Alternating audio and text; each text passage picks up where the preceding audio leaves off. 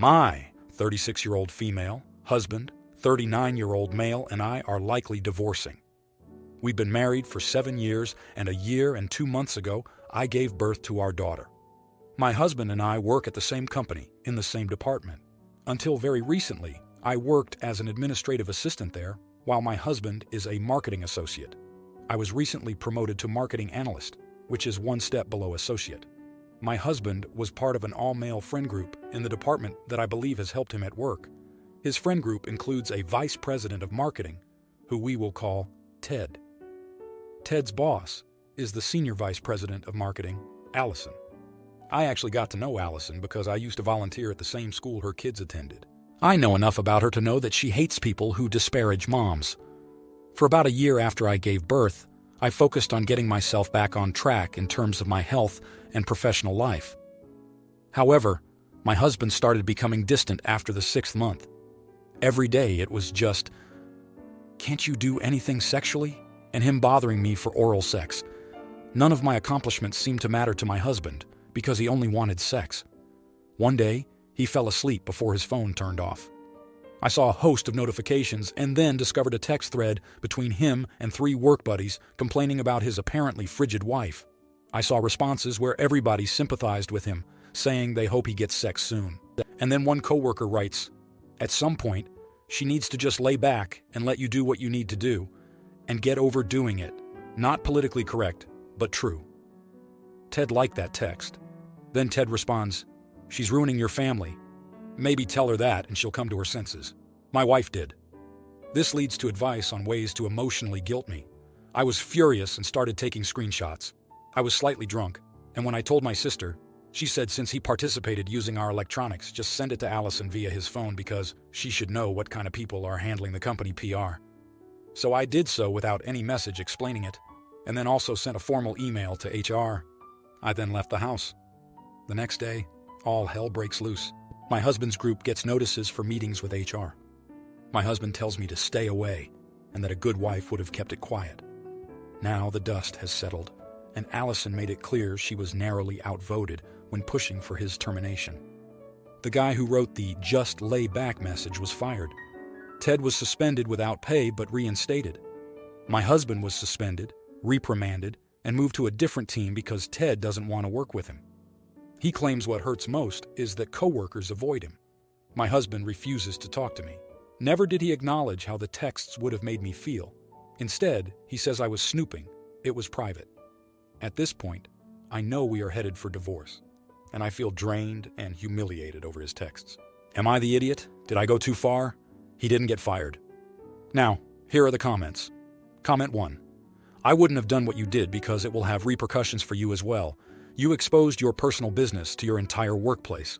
Only one person was fired, so you still have to work with the rest. You made yourself vulnerable and the subject of plentiful gossip at work. I don't know whether to call you an AH, but I don't think you were smart about it. I would have consulted an attorney first, got my ducks in a row, and filed for divorce. Comment 2. The second you sent that to HR, you might as well have filed for divorce. Your marriage is done. I'm not saying he is a good guy, but I just want you to acknowledge that if you didn't know that it was calling an end to your marriage, you should have known that. This will eventually end your ex-husband's career with that company. He hasn't been fired yet, but he is being shown the door. Comment 3. My husband tells me to stay away and that a good wife would have kept it quiet. Tell him that a good husband would never have talked disparagingly about you. Good luck with tossing the trash out. Now, for the next story. My brother Jeff, 35-year-old male, and I, 32-year-old female, have had a great relationship. My brother is gay and was married to my dear friend Martin, 34-year-old male, but they divorced 3 years ago. Jeff and Martin had known each other since kindergarten and became best friends. They went to law school together, dated for around 15 years, and got married. Their dream was to become parents, but both wanted to be biologically related to the child. So they asked me to give them my egg, and I agreed since I love both of them and wanted them to be happy. That was it. I never got tested or anything because they didn't want the child right away. They wanted to focus on finding a surrogate. For their wedding anniversary, Martin thought it was a great idea to renovate a beach house my parents had abandoned. Jeff thought it was a waste of time and money but went along with it. They contacted Ian, 34-year-old male, an architect and contractor that I recommended because he had done some work for my mother-in-law. Some months into the project, Jeff, who initially thought it was a waste of time, became interested in architecture and the project itself. Long story short, before getting the work done, Jeff dumped Martin and got together with Ian. My brother and Martin's divorce happened quickly since Martin was devastated and didn't fight much. 3 months after the divorce was finalized, Jeff and Ian got married. Yes, 3 months. My family acted as if nothing happened and welcomed the home wrecker with open arms. My brother can do no wrong in my mom's eyes. It's been 3 years, and Martin is still devastated, has many issues, and Jeff and Ian act like they hurt no one. They've even started investing in real estate. I love my brother, but I try to keep my distance. I've only exchanged a few words with Ian in these 3 years, at most, because I love Martin and he is a friend. My brother approached me a couple of weeks ago, telling me that he and his husband were ready to start a family. They wanted me to get tested, but I said my promise was no longer valid since he decided to cheat. I didn't feel comfortable giving my egg, and this has turned into a more personal matter, something that has to do with my morals. He said it's not fair and that this means so much to him. He also told me I can't break a promise I made. My family, even my husband, is telling me that I made a promise and this is important to them. But I don't know. I don't want to do this to Martin. I mean, this was supposed to be his child. Now, here are the comments. Comment 1. Not the idiot. You are not wrong to feel as you do. I feel so sorry for poor Martin. This would probably further devastate him. And while you love your brother, your dear friend matters too.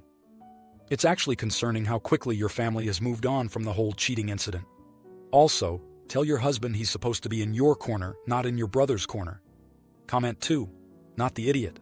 Tell him he made a promise too, to be faithful to his husband. He broke that promise. And your promise was to donate an egg to him and his first husband. You knew and were friends with Martin, trusted him to help raise your future niece. You don't know or trust the man that slept with a married man, and your brother broke your trust as well. Comment 3. Not the idiot.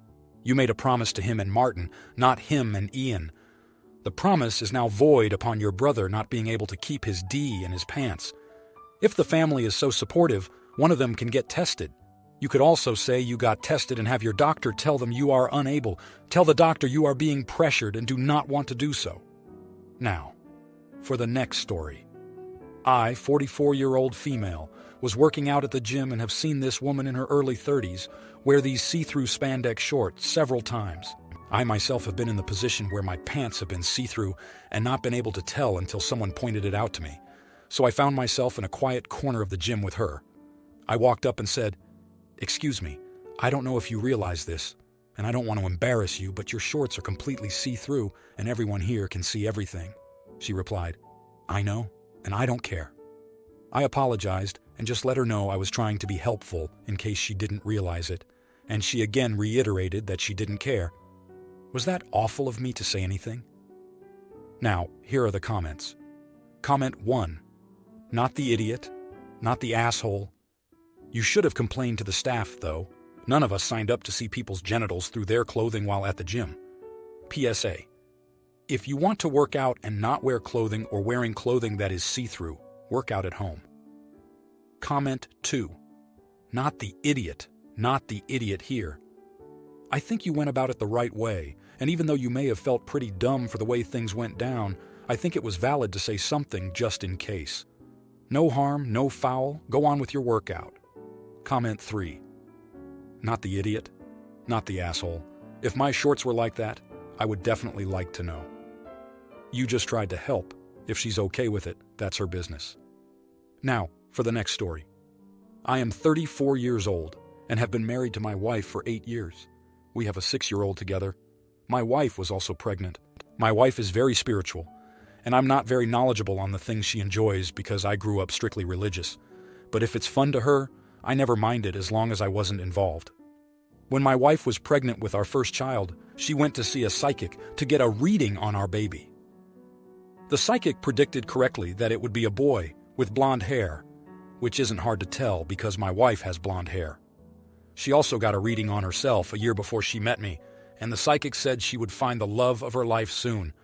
Basically, my wife went this time for our second child, and the psychic freaked out and said this baby would grow up to do horrible things and hurt many people, living a life of crime and causing blood to drip from the innocent.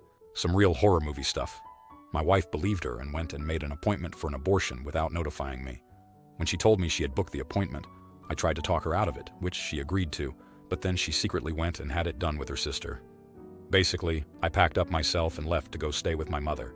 I told her we were through and I'd be back for my son, but I didn't want to speak to her besides that. I lost a child. We tried for months to conceive over a psychic. My wife said I was leaving her at a time she needed me the most, and how horrible of a person I was because it was her body and her choice. She then accused me of abandoning my family because of the control I was lacking over her body. Am I the idiot? Now, here are the comments. Comment 1. Not the idiot. This is horrendous, to be honest. She's not stable. What happens to your son if the psychic tells her he is going to do something wrong or bad? Jesus, that's crazy, man. She should be ashamed of herself, especially for doing it behind your back. Comment 2. I 100% believe a woman has the right to terminate a pregnancy. I also 100% believe that your wife is an absolute idiot, and I hope you get custody of your child. I am sorry this happened to you. Comment 3. Not the idiot. Pro-choice here. Make sure you get written proof of some sort as to why she got the abortion and sue for full custody of your child. I am also spiritual and firmly believe she needs to be looked at by a psychiatrist. Now, for the next story. I had a miscarriage last week. It was very early in the pregnancy. It happened only 2 weeks after finding out I was pregnant. I wasn't very shaken by it, as I didn't really want a baby, and miscarriages are quite common that early. I was a little relieved, to be honest. After finding out, my boyfriend accused me of lying and having an abortion. He broke down crying and yelling at me. He said I killed his baby because I didn't want it, and he doesn't believe that it was a miscarriage. I'm not the kind of person who just accepts their partner berating them. I told him to leave and not come back. Since then, our friends and my family called me cruel for breaking up with him and are defending him, saying he was just grieving, and I'm a terrible person for not standing by his side in hard times like this.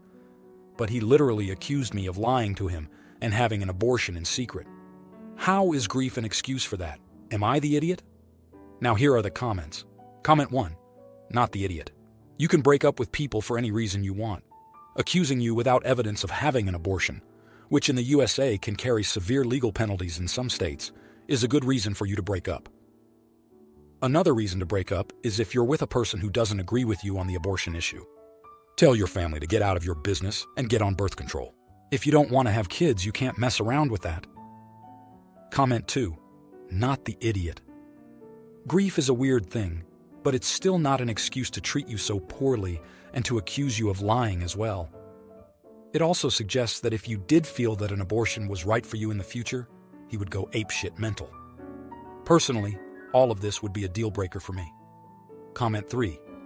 Not the idiot and grief aside, it's completely wrong that he accused you of having a secret abortion. I couldn't come back from an accusation like that with anyone, let alone my significant other who is supposed to be supportive. Sorry you're dealing with this, and best of luck to you. If you like this video, you'll probably like these too. Also, while you're here, please consider subscribing. It's your support that keeps this channel alive and allows me to make better and longer videos. Have a great day.